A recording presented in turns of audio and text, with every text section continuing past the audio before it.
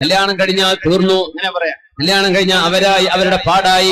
ഞാൻ കൊടുത്തു, കൊടുക്കാനുള്ളത് കൊടുത്തു, ഇഷ്ടംപോലെ സ്വത്ത് കൊടുത്തു, കാറ് കൊടുത്തു, അത് കൊടുത്തു, ഇത് കൊടുത്തു, ഇനി എനിക്ക് ബാധ്യതയില്ലെന്ന് പറയുന്ന പെണ്ണിന്റെ വാപ്പമാർ ആലോചിക്കണം.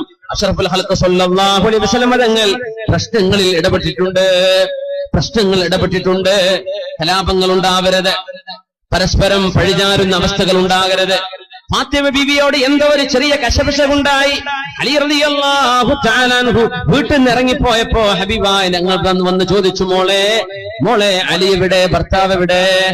നബിയെ, എന്നോട് പിണങ്ങിയിരിക്കുകയാണെന്ന്. എവിടെ അലി? അറിയില്ല നബിയെ, പള്ളിയിൽ കാണും നബിയെ, പള്ളിയിൽ കാണും. അതൊരു അത്ഭുത. എവിടെ കാണും? ക്ലബിൽ കാണും നമ്മൾ പറയാം അല്ലെ, ക്ലബിൽ ഉണ്ടാവുന്നു. ഫാത്തിമ ബീവിക്ക് ഉറപ്പാണ്, തന്നോട് പിണങ്ങിയാലും അള്ളാഹുവിനെ വിട്ട് കളിക്കുന്ന ആളല്ല എന്റെ ഭർത്താവെന്ന്. പിണങ്ങിപ്പോയ ഭർത്താവ് എവിടെയാണെന്ന് ചോദിക്കുമ്പോ പള്ളിയിൽ ഉണ്ടാകും നബിയെ.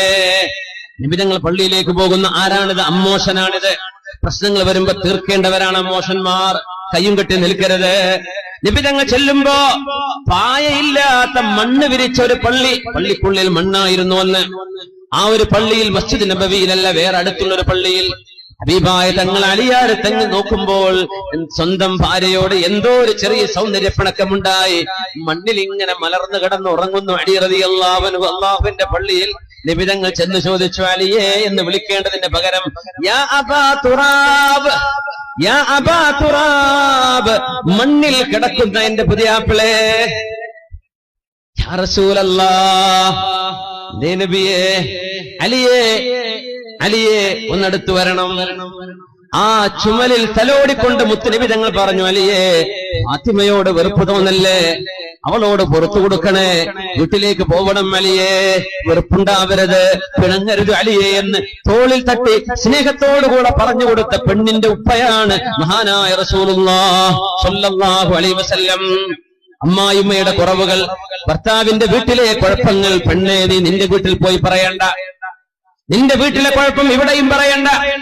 ഉമ്മമാര് പറഞ്ഞു കൊടുക്കണം, ഉപ്പമാര് പറഞ്ഞു കൊടുക്കണം. മക്കളെ, വിവാഹം ചെയ്തു പോകുന്നത് അള്ളാഹു കൂട്ടിയോജിപ്പിക്കുന്ന ബന്ധമാണത്. മനുഷ്യർ ചെയ്യുന്ന ഇടപാടല്ല. അവിടെ അള്ളാഹുവിന്റെ ദൃഷ്ടാന്തമുണ്ട്. വമിൻ ആയാതിഹി, അള്ളാഹുവിന്റെ ദൃഷ്ടാന്തമല്ലയോ, അൻ ജഅല ലക്കും മിൻ അൻഫുസികും അസ്വാജൻ ലിതസ്കുനൂ ഇലൈഹാ വജഅല ബൈനകും മവദ്ദതൻ വറഹ്മ.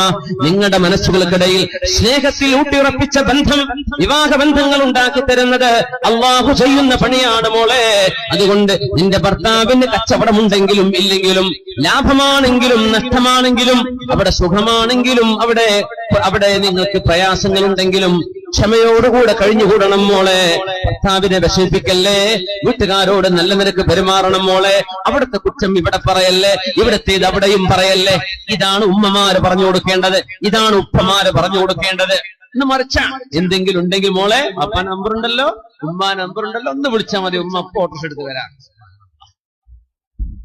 ഇങ്ങനെ പഠിപ്പിക്കല്ലേ, ഇത് തർബിയത്തല്ല, ഇത് തർബിയത്തല്ല. മക്കളെ പഠിപ്പിക്കേണ്ടതും വളർത്തേണ്ടതും ഇങ്ങനെയല്ല. ഇത് മക്കൾക്ക് തോന്നിവാസം പഠിപ്പിക്കലാണ്. ഈ മക്കൾക്ക് സ്വന്തം ഭർത്താവിനോടുള്ള ബഹുമാനം നഷ്ടപ്പെടാൻ കാരണമാണ്.